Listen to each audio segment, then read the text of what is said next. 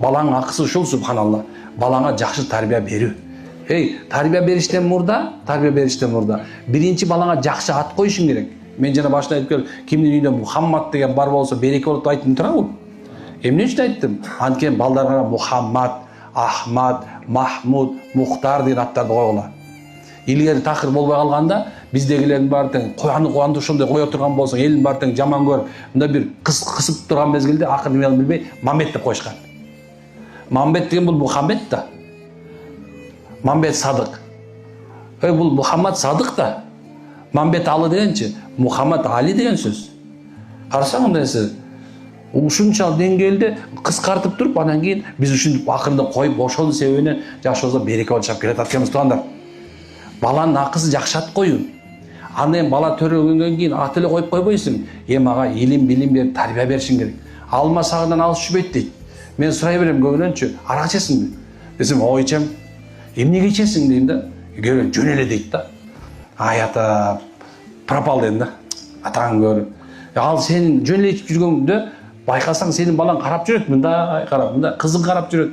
Анан кийин балам кайдан алкаш чыгып калды, балам кайдан наркоман чыгып калды, балам кайдан жин чыгып калды деп, эмне экен, үшүмшүк сага окшош бала туулуп калган деп аялың күнөөлөшөт да. Сен бул таекесин тартып калыптыр. Бул кайнатам тартып калыптыр.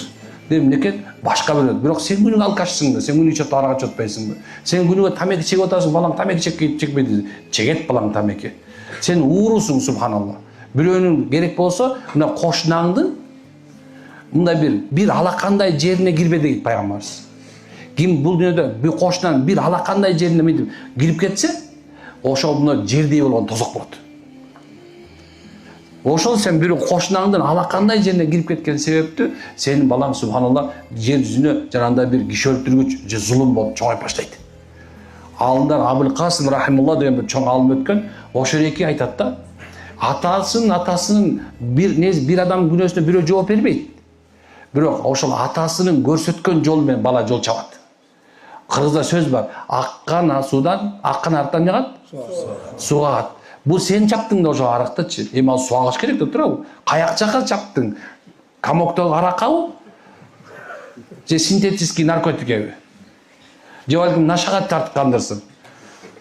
Балким душмандыкка, уурлукка тарткан койгонсуң. Балаң ошо жака барып атат. Же кумар оюнуна, субханалла. Мына ушундай.